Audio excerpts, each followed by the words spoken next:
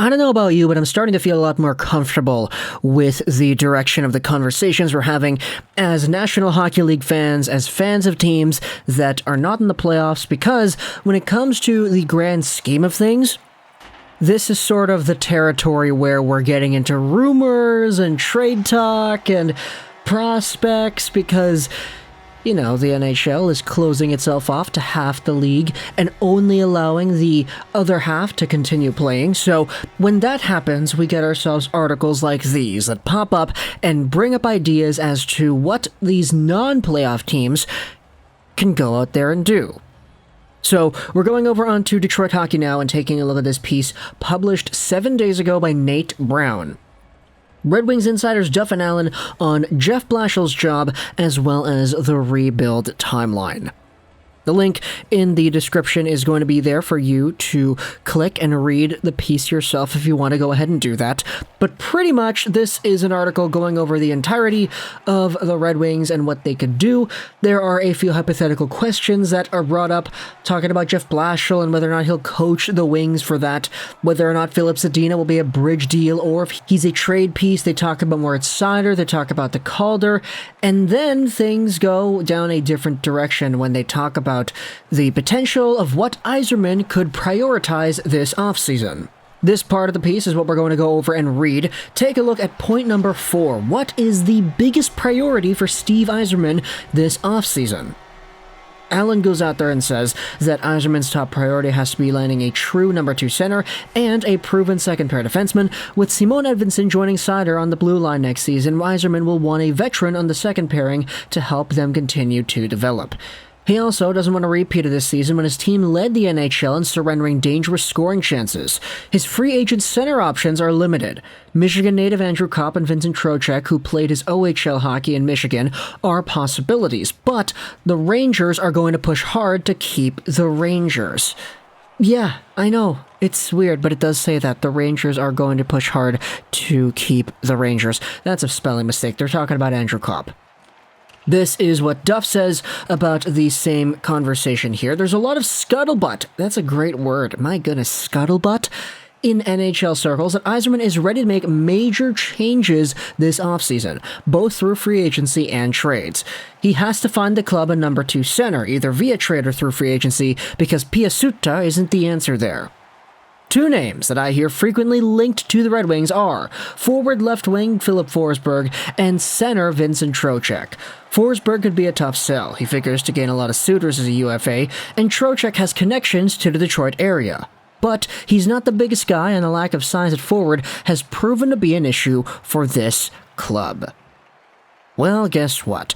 We've already made ourselves a video talking about Vincent Trocheck and the profile he possesses and what he could bring the Wings, so this video is going over the other guy that is in that conversation too. Let's talk about Filip Forsberg, because he is probably the biggest free agent to be that's got a realistic chance at going to the open market. I know Johnny Gaudreau exists, and there's Patrice Bergeron, and you have a few other guys that are of very high caliber status that are going to be free agents too, but when it comes to the ones that I think a lot of people have sort of opened their minds to the idea of actually becoming a UFA and not sticking around, Forsberg is one of the main guys in that conversation, I feel.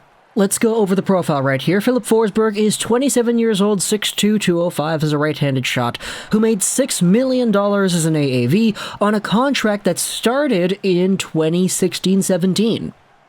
It's been a while since he has gone through contract negotiations, and if you take a look at the point production this season, Forsberg had himself a pretty good year.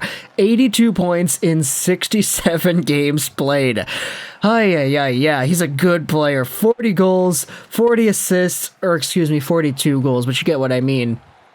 And you can see that this was a very clear career year for Filip Forsberg, and he bounced back in a huge way after dealing with some injuries in previous years. He had 60-point campaigns in 2014 and in 2015, and it was really kind of the peak for his career in 2017-18 when he had 64 points in 67 games, but the years after were kind of down there when it comes to point production, so seeing a healthy year not even healthy year, but like a semi-relatively healthy year where he was over a point per game by a huge margin. 82 points in 67 games right there. Do the math over 82 games. 82, divvy 67, multiplied out by 82. I mean, that's a 100.3 point pace right there. And if you do the math for goals, I mean, that's a 51 goal pace year. Filip Forsberg is going to get paid. And I don't think anybody's going to disagree with that sentiment right here. But when it comes to if the Wings could be that team, obviously you have to look at the other teams that would get involved here too. Forsberg is a great player, and the amount of production that he can get is going to be valued so highly by other teams that if you want to think about Detroit being in those conversations, I think that's the furthest you can go, right? They have to be in the conversations, but they cannot be the conversation because there are going to be so many other teams that have their eyes on Forsberg and want to go after a guy who scored at a 50-goal pace and a 100-point pace on the year.